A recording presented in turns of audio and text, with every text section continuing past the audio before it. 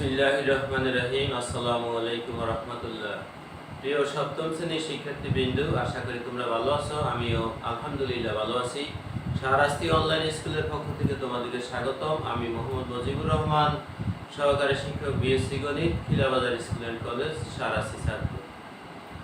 আজ সপ্তম শ্রেণীর গণিত বিষয়ের উপর আলোচনা করার আশা রাখছি। তোমরা ষষ্ঠ শ্রেণীতে যোগ এবং বিয়োগ অঙ্ক শিখেছ। আজকে গুণ অঙ্ক নিয়ে আলোচনা করব। আলোচনার আগে গুণ অঙ্ক করার কতগুলি যে নিয়ম আছে সেই নিয়মগুলি আমি আলোচনা করছি। তোমরা মনোযোগ সহকারে ক্লাসটি উপভোগ করার চেষ্টা করো। আমি একটি মডেল হিসেবে লিখছি প্লাস মাইনাস, তারপরে লিখলাম একটি 3 লিখছি, তারপরে এ, তারপরে লিখলাম এর পাওয়ার যে কোনো সংখ্যা হইতে পারে। গুণ অঙ্ক করার সময় প্রথমে চিহ্নের গুণ করতে হবে। গুণ অঙ্কের যে ধাপগুলি আছে, 1 নম্বর ধাপ হলো চিহ্নের গুণ। চিহ্নের গুণ প্রতিটি ধাপ অনুকরণ না করলে তোমার কাজ সম্পূর্ণ হবে না। চিহ্নের গুণ 1 নম্বর হলো চিহ্নের গুণ। তো চিহ্নের গুণ কিভাবে করবা? যে যে দুটি সংখ্যার মধ্যে গুণ করবে, চিহ্নের গুণের ধাপ হলো যে এই দুটি সংখ্যার মধ্যে গুণ করতে হবে। সে দুটি সংখ্যা যদি একই রকম চিহ্ন হয় তাহলে গুণফলে যোগ চিহ্ন হবে। যেই দুইটি সংখ্যা গুণ করতে হবে তাদের একই রকম চিহ্ন হলে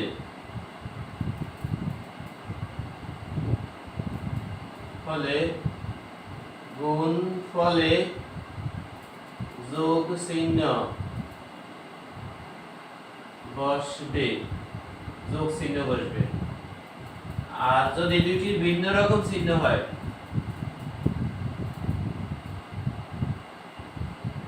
যদি দুইটির দুই রকম চিহ্ন হয়, দুইটির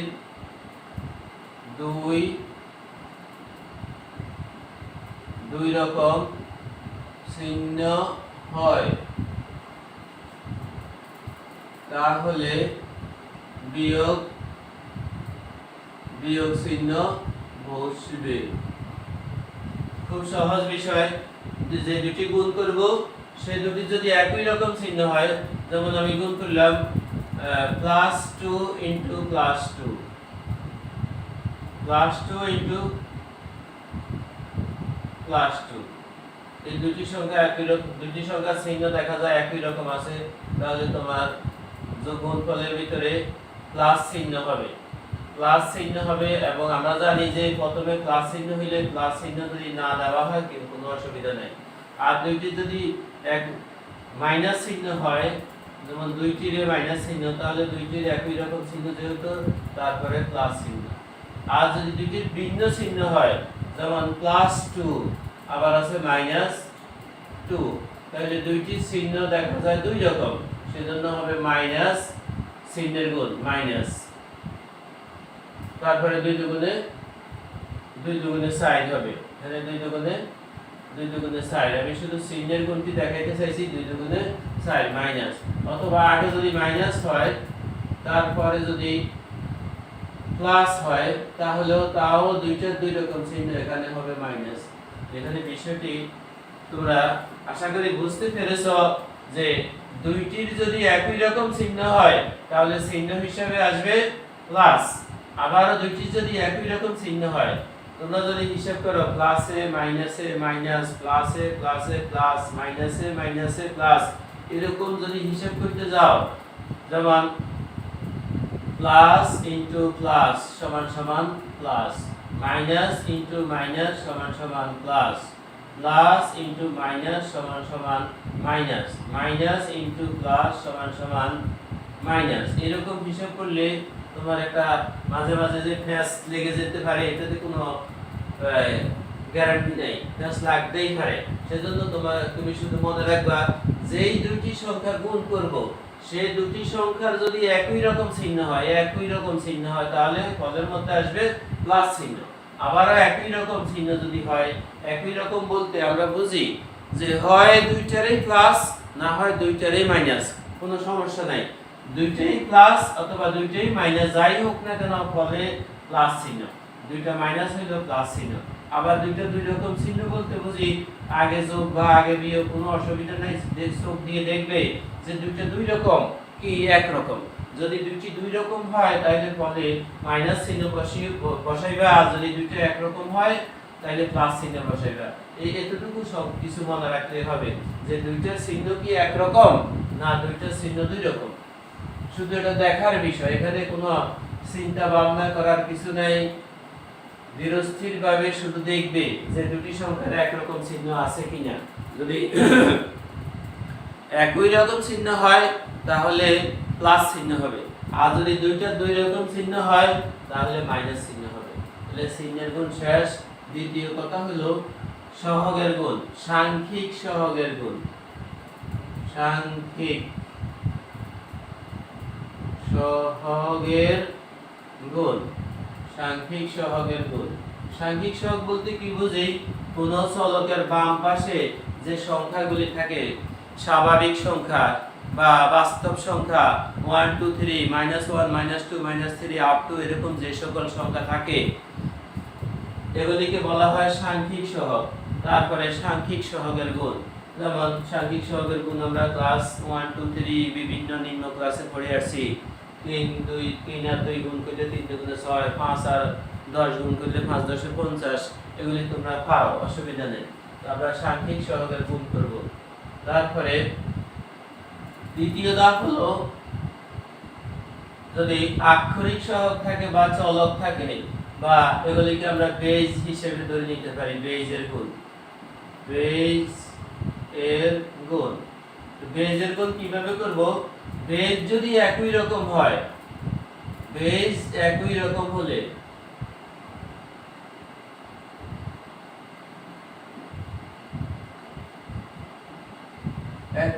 হলে তাদের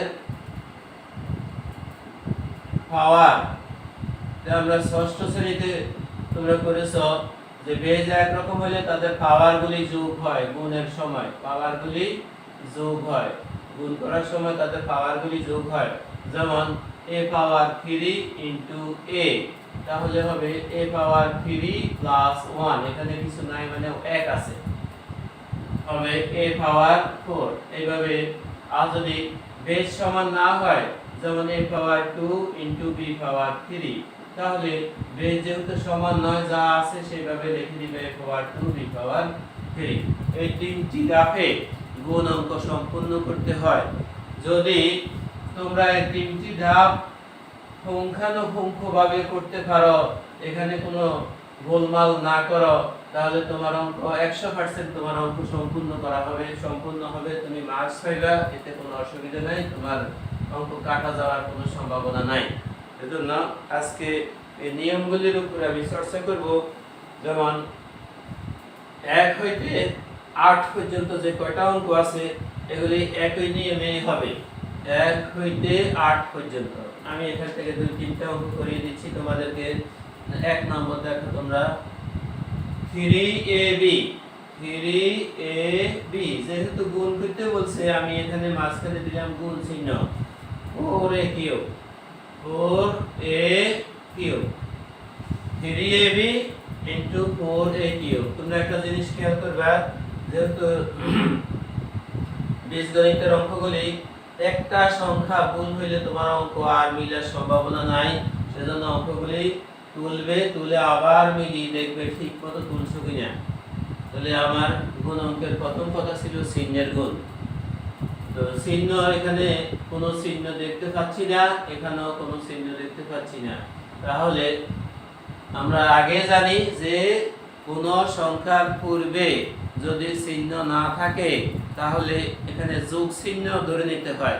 সেজন্য আমি এখানে যোগ চিহ্ন ধরে নেই, এখানেও যোগ চিহ্ন, যোগ চিহ্ন আর হলো যোগ চিহ্ন। প্রিয় শিক্ষার্থীবৃন্দ, তোমরা পূর্বের নিয়মটা একটু মনে করার চেষ্টা করো যে আমি বলছিলাম যে একই রকম চিহ্ন হলে দেখো তো একই রকম চিহ্ন কিনা। হ্যাঁ, নিশ্চয়ই একই রকম চিহ্ন। সেই হিসাবে এখানে যোগ চিহ্ন বসার কথা।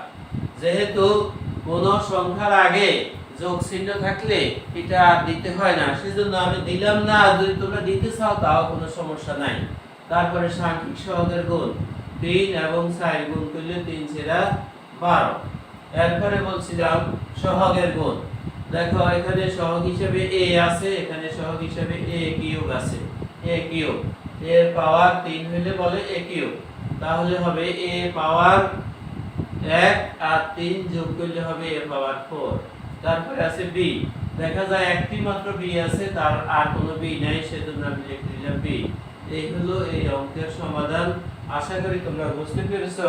সেই হিসাবে তোমরা অনেকগুলি অঙ্ক করতে পারবে। আমি তোমাদেরকে 5 নং অঙ্কটি করে দিচ্ছি। 5ও তোমরা পারবে। তারপরেও যেহেতু যে না পারলে তোমরা তো আমার সাথে সরাসরি যোগাযোগ করতে পারবে না, সেজন্য আমি আরো কয়েকটি অঙ্ক করে দিচ্ছি যেন তোমাদের বুঝতে কোনো সমস্যা না হয়।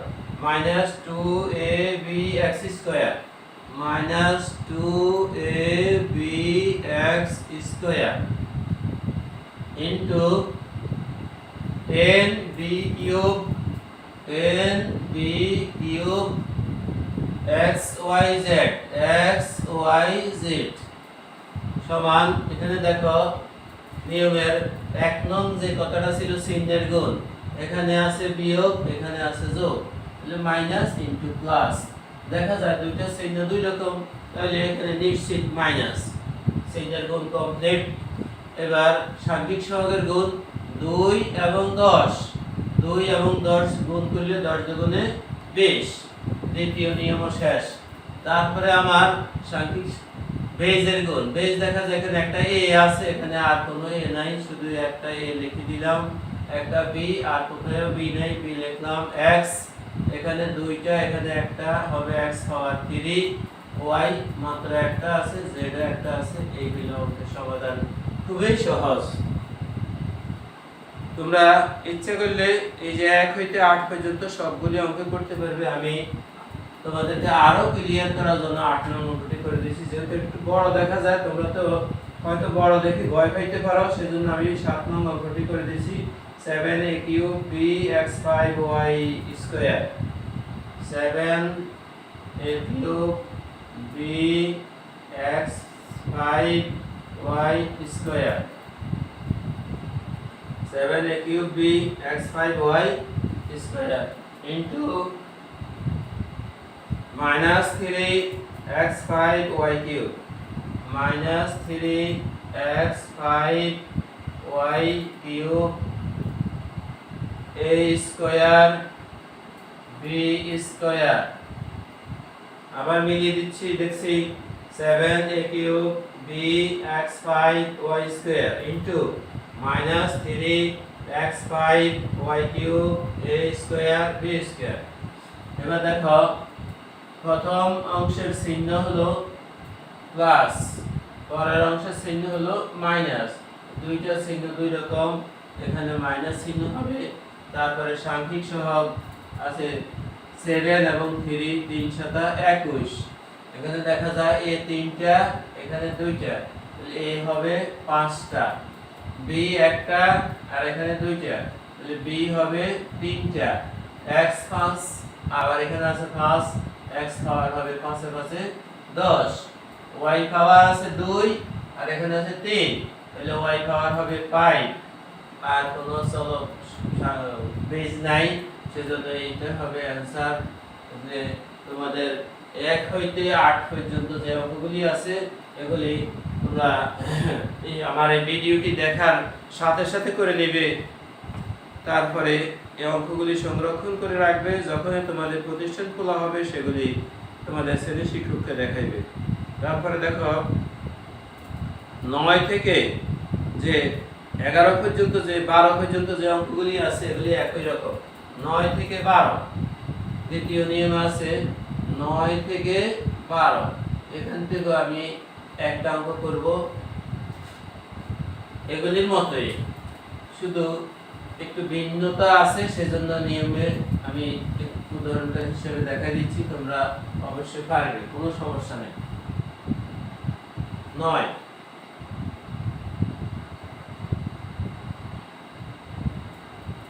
2x plus 3y 2x plus 3y। যেহেতু এখানে পদ সংখ্যা বেশি, সেজন্য আমি নিচে নিচে গুণ করি। 5xy 5xy। প্রিয় শিক্ষার্থীবৃন্দ, তোমাদের বোঝার সুবিধার জন্য আমি এটাকে একটু চিহ্নিত করে দিলাম। আমার এই সংখ্যা দিয়া প্রথমে এই সংখ্যাটাকে গুণ করতে হবে, এটা দিয়ে প্রথমে এটাকে গুণ করতে হবে। তো যদি এটা দিয়ে এটাকে গুণ করি, যে ধরি যে এই সংখ্যাটা নাই, এই সংখ্যাটা যদি না হয়, তাহলে এই দুইটার একই রকম চিহ্ন, দুইটারে প্লাস চিহ্ন, যেখানে প্লাস হিসেবে দেওয়ার প্রয়োজন নাই।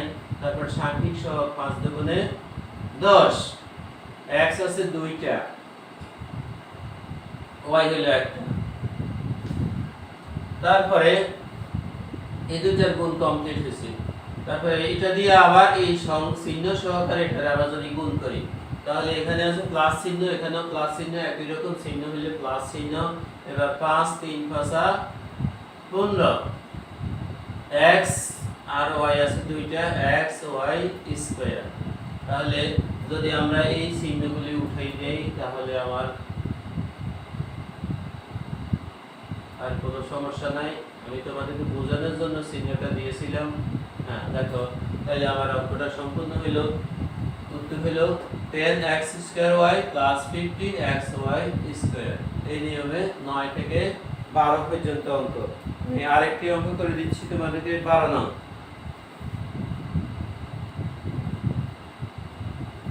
12 নং দেখো, x cube minus y cube plus 3xyz গুণ করতে হবে x পাওয়ার 4y, এই সংখ্যাটা দ্বারা গুণ করতে হবে। আমি যে আগে এটাকে চিহ্নিত করে গুণ করছি, এখন আর চিহ্নিত করব না। তোমরা শুধু মনে রাখবা, প্রথমে প্রথম সংখ্যাটা দ্বারা প্রথম পদকে গুণ, তারপরে দ্বিতীয় পদ চিহ্ন সহকারে দ্বিতীয় পদকে গুণ, তারপরে তৃতীয় পদকে গুণ। প্রথমে এই দুইটার একই রকম চিহ্ন, যে x কিউবের চিহ্ন তার বামে। আরেকটা জিনিস লক্ষণীয়, কোন সংখ্যার চিহ্ন তার বাম পাশে থাকবে। যেমন x এর চিহ্ন তার বামে, চিহ্ন সব সময় তার বাম পাশে থাকে। সেই হিসাবে এটা চিহ্ন হলো প্লাস, এটা হলো প্লাস। আমার প্লাস দিক দেওয়ার প্রয়োজন নাই, সাংখ্যিক সহগ হিসেবে কিছু নাই, তাহলে ধরে নিতে হবে এখানেও 1 আছে, এখানেও 1 আছে, একে একে 1 বসানোর কোনো প্রয়োজন নাই। x 3টা আর এখানে আছে 60টা, x পাওয়ার 7 আর হলো y একটা। তারপরে এই দুইটার দুই রকম চিহ্ন হবে, মাইনাস x পাওয়ার 4 আর y 3 আর একটা সাইড, y পাওয়ার 4। তারপরে এই দুইটা চিহ্ন গুণ করলে হবে প্লাস, এখানে 1 আর এখানে 3, 3 একে 3, x সাইড আর একে x পাওয়ার 5, y পাওয়ার 2 আর হলো z। সম্পূর্ণ হলো। তোমাদের বাড়ির কাজ হিসেবে 1 থেকে 12 পর্যন্ত অঙ্কগুলি রইল। আশা করি সবগুলি অঙ্ক তোমরা করবে এবং বাড়ির কাজ হিসেবে তোমরা শ্রেণীকক্ষে তোমাদের টিচারকে প্রদর্শন করবে। আজকে এই পর্যন্ত রইল। আগামী ক্লাসের আমন্ত্রণ জানিয়ে এখানে শেষ করছি। আল্লাহ হাফেজ।